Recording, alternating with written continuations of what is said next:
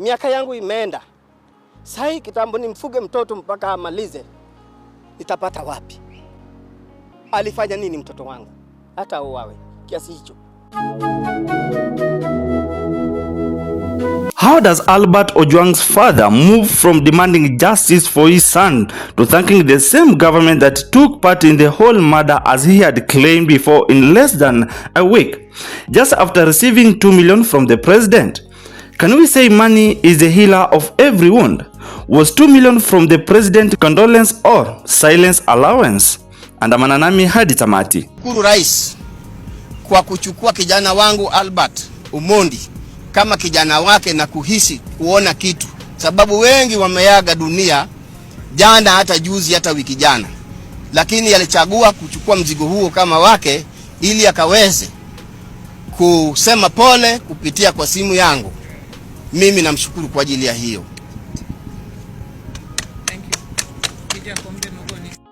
Pesa ni sabuni ya roho, ni maneno ya wahenga, na kwa kweli yeye nimeyasadiki. Baada ya kuwa na wiki ya wingu la simanzi, hasira, huruma kwa familia na Wakenya kwa jumla, haya yote yamesaulika na shilingi kadhaa. Maisha ya Albert Ojwang yamenunuliwa na pesa taslim milioni 3, 2 kutoka kwa rais wa nchi na milioni 1 kutoka kwa kinara wa ODM Raila Amolo Odinga. Pesa hizi zimepeanwa wakati ambapo vijana wa Gen Z wamepanga maandamano ya kusurutisha serikali ili haki ya Ojwang kupatikana. Baba Ojwang alilaumu sana serikali hii, huku akisema alitaka haki ya kijana wake kupatikana.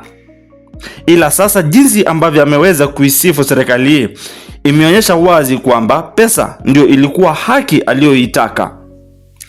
Huku mahakamani bado mawakili wako kwenye harakati ya kutafuta haki, ila ni kama sasa familia ya Ojwang haina tena haja na haki hiyo kupatikana. Unadhani ni wakati sasa haya mambo ya maandamano ya kukomeshwa?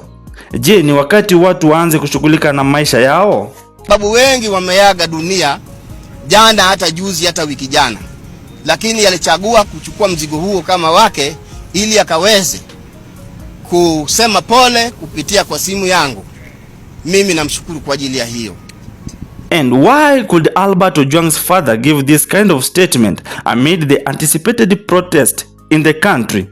Could we say the money was given out as a damage control? What do you think? My good name is Mr. Mayaka from Montana Classics. Thank you for watching. We meet in the next video.